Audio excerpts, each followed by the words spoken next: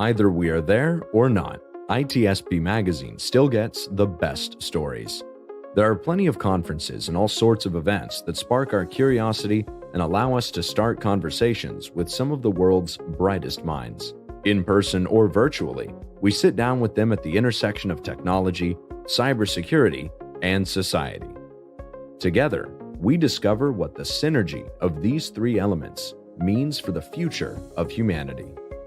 Knowledge is power, now more than ever.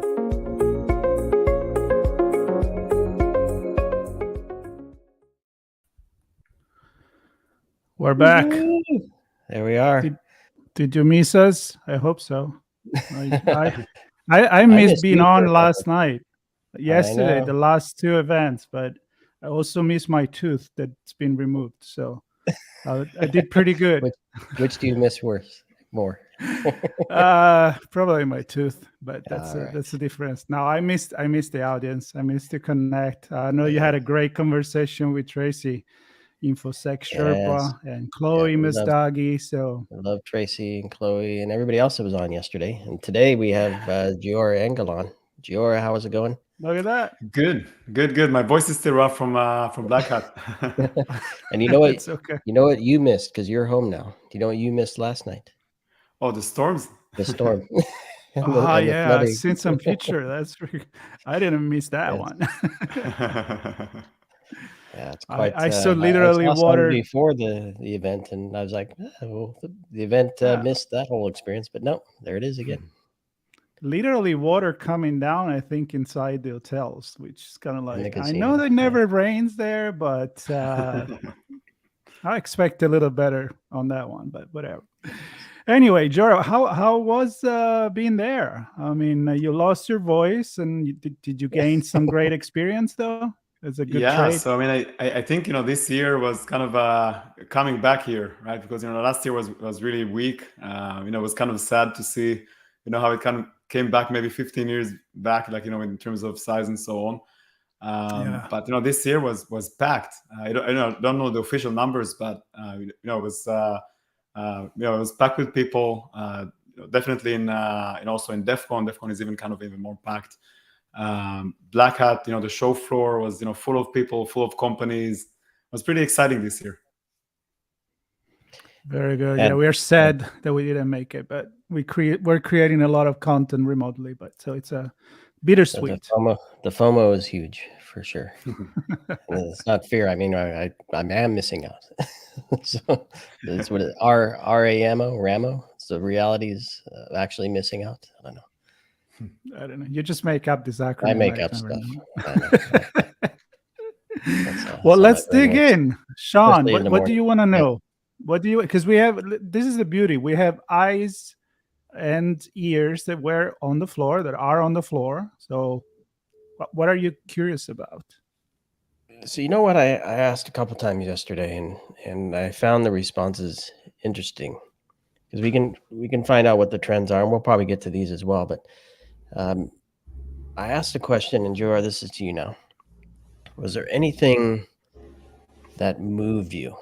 Was there an experience you had, or a conversation you heard, or were part of, or a presentation that you saw, or a speaker that you met, or whatever, that you're like, wow, that was cool? Anything like that come across?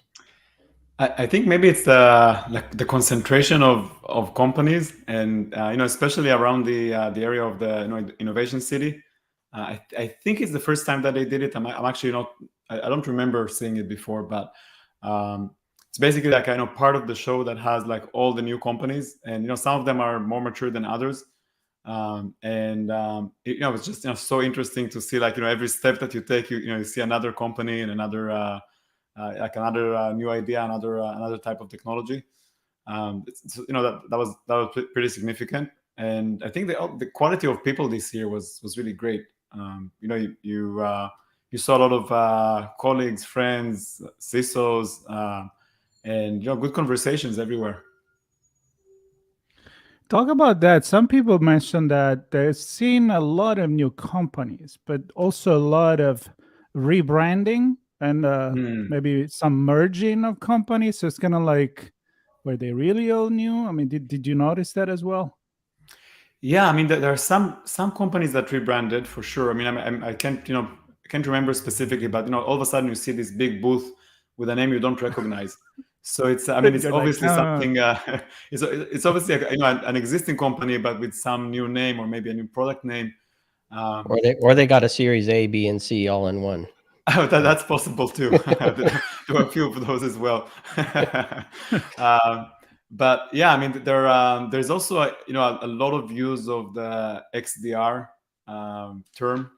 I think everything is XDR today, almost regardless of what you're doing, and a lot of mention on on product security and API security. I mean, this is like one of the new trends. So we see it in almost in every booth in some way. Also a lot of identity. I think that's another trend that we. I mean, again, it's not like a new. It's not a new trend, but I think it's intensifying this year for sure. People are. I think maybe are arranging these technologies by groups and calling them in these names, and it's kind of interesting to see how the terminology shifts a little bit.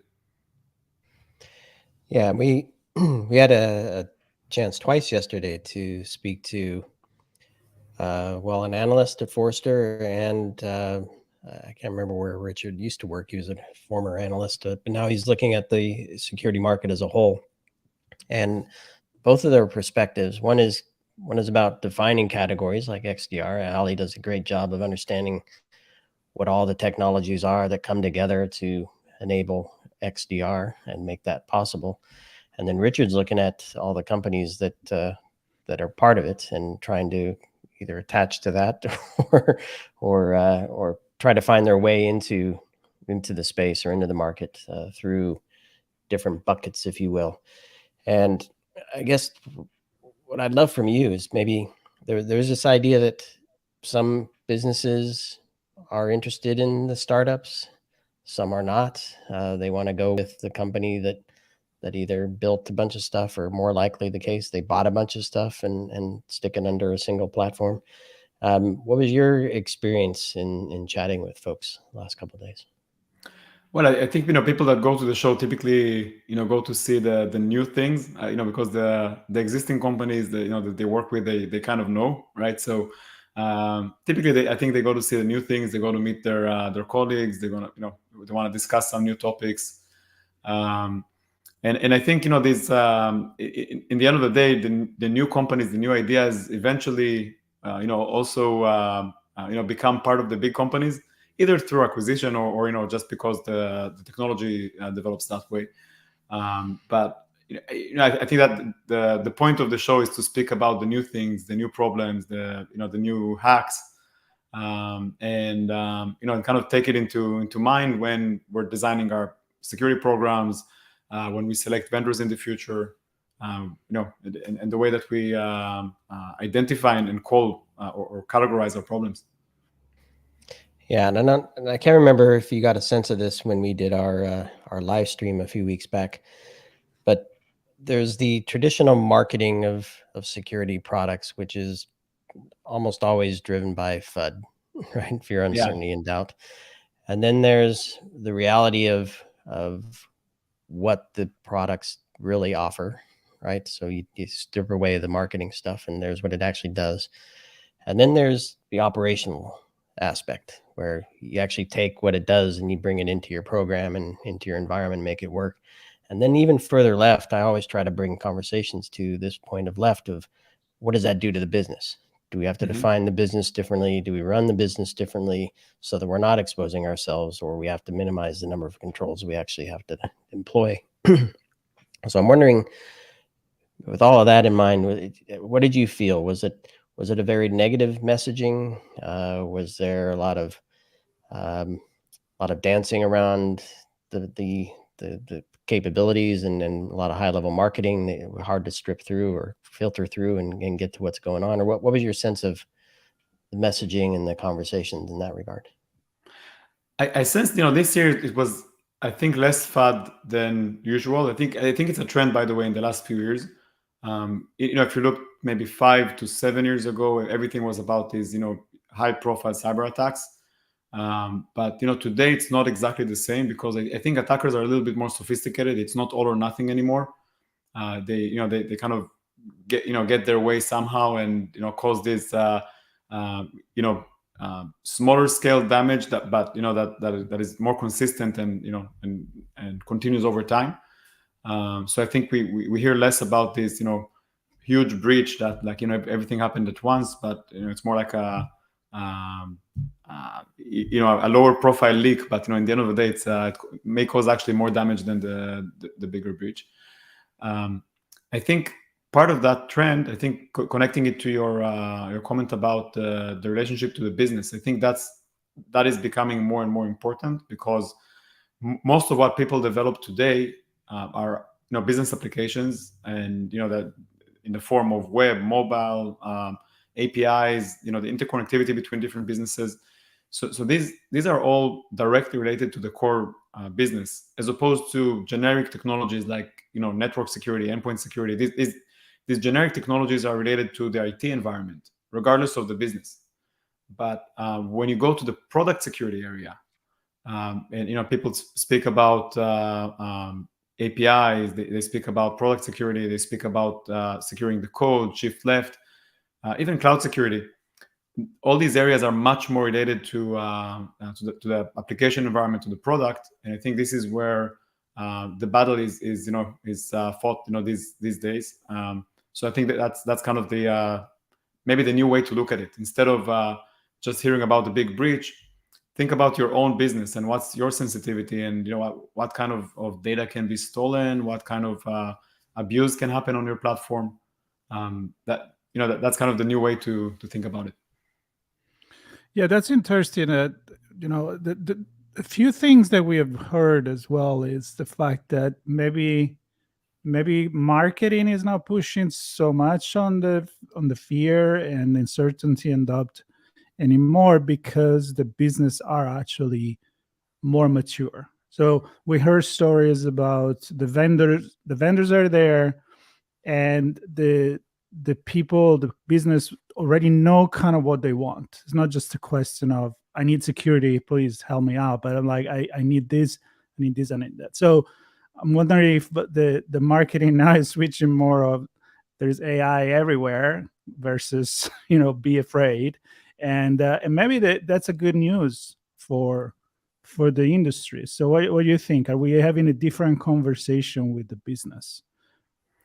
I think we are getting more mature on some of these categories, for sure.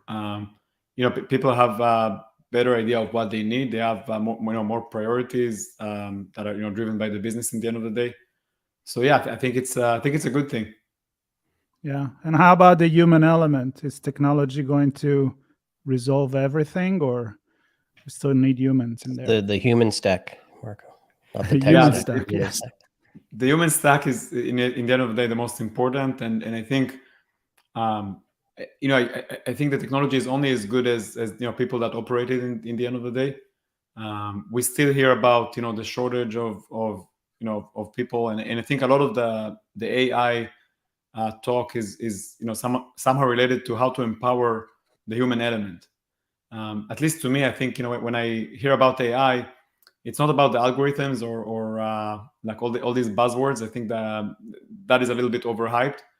I think in the end of the day, when I hear AI, I'm trying to to understand where is the human element, because the human element is the most important. Sometimes it comes from the vendor. By the way, I think we see recently, especially in XDR categories, but we see it in other categories as well. All these products come with some human element in addition. So they have their platform, they have their technology, but there are also managed threat hunters on the back that are part of delivering that service. And that is critical, because in the end of the day, your customers, the security teams that use the product are constrained in resources. They don't necessarily have all the expertise in every topic. So relying on that human element from the vendor side is super critical, or the MSSP side. I mean that's also good. Yeah, and that I think is a sign of maturity as well. When you think about this technology is not going to resolve the problem, but it's going to make augment the capacity of the humans that are working on this problem. So that's a good news. And Sean, talking about humans, that's what makes our business so interesting to tell the stories. I have no humans on my shirt. I have robots and dinosaurs. Which, by the way, I gotta break it to you. Dinosaurs are not around anymore, so maybe the robot won. How do you know? No, but how do you know? I don't know. I've seen bones and stuff. That's about it. No, really, the human element, Sean. We feed on the human element. I don't want to sound like a vampire here, but that's how we tell our story. Live streaming with friends like Giora here, and the next conversation. I mean, we're gonna get inside DEF CON. We're gonna get inside in the villages. I am crying a little bit because I want to go physically there and grab the badges and everything, but at least we get to share from the villages with all our audience around the world, because we're not the only one not being there. Not everybody is in Vegas. Not everybody's in Vegas. Those some people had to swim away, but now just to close on what Giora was saying in the human element and augmenting the humans with AI. Mark and I have the opportunity. We don't talk security 100% of the time, all day, every day. We actually break out. We have some fun. We have a channel called Audio Signals. And guess what? AI is not just in security. AI is in gaming and in retail and in entertainment and all these different areas. And we have some cool guests on that certainly blows my mind, the conversations we have, and really bring home to the point, Giora, that you made, that AI isn't there to replace the human. AI is there to help the human do things faster, maybe repeatable, and maybe perhaps even find a path forward that is better, but not as a replacement. So, I think great points, Giora, and I want to thank you for being our eyes and ears for the past few days, and glad you're home safe and sound, and appreciate you taking the time this morning. For everybody listening, we have a day full of conversations, live streaming. This is our 4th day. I don't know how many we've streamed in the last few days, but they're all there on ITSPmagazine.com, and loads of fun conversations, loads of guests, friends, old and new. And so stay tuned, Giora. We're going to say goodbye here. Have a great rest of the weekend. Perhaps you'll join us in DEF CON through our streams as we hit the villages and other folks there in Vegas. Great. Thank you. So take care.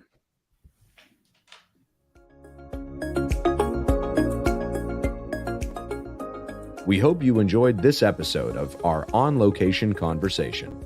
If you learned something new and this podcast made you think, then share ITSPmagazine.com with your friends, family, and colleagues. If you represent a company and wish to associate your brand with our conversations, sponsor one or more of our podcast channels. We hope you will come back for more stories and follow us on our journey.